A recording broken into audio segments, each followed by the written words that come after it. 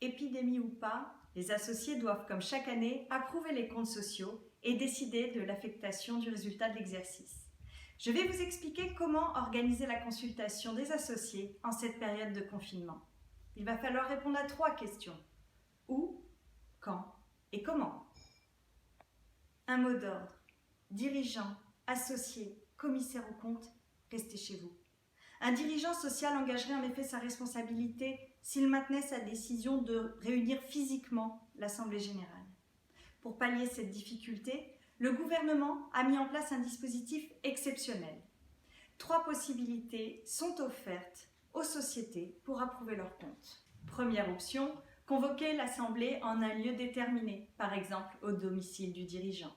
Seul le dirigeant sera alors physiquement présent au lieu mentionné dans la convocation et il aura préalablement adressé aux associés une formule de vote par correspondance ou un pouvoir.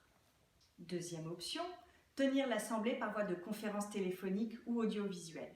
Cette possibilité n'est en principe pas admise en matière d'approbation des comptes dans les sociétés anonymes ou dans les sociétés à responsabilité limitée. L'avantage de ce mode de consultation, c'est de permettre aux associés de participer activement au débat de l'Assemblée. Troisième option, procéder par voie de consultation écrite. Le dirigeant aura préalablement adressé aux associés, avec la documentation juridique relative aux comptes sociaux, une formule de vote par correspondance. Cette option est possible, quand bien même elle ne serait pas permise par les statuts de la société.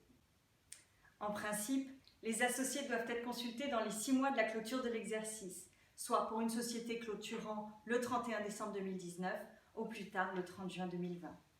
Toutefois, le gouvernement, conscient des retards pris dans le traitement comptable des dossiers, laisse aux sociétés la possibilité de consulter les associés sur l'approbation des comptes jusqu'au 30 septembre 2020. Vous savez où et quand consulter vos associés, reste à savoir comment. Attention, pour les sociétés qui clôturent leurs comptes au 31 décembre 2019 et qui n'ont pas encore convoqué leur assemblée, le gouvernement n'a pas procédé à une adaptation particulière des règles de convocation. Ainsi, quelle que soit la date et le lieu de convocation, il est nécessaire de respecter le délai et les formes de convocation prévues par les statuts.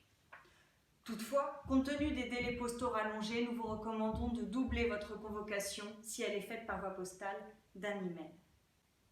Par email, téléphone ou visioconférence, toute l'équipe de Satis Avocat reste à votre disposition pour répondre à vos questions.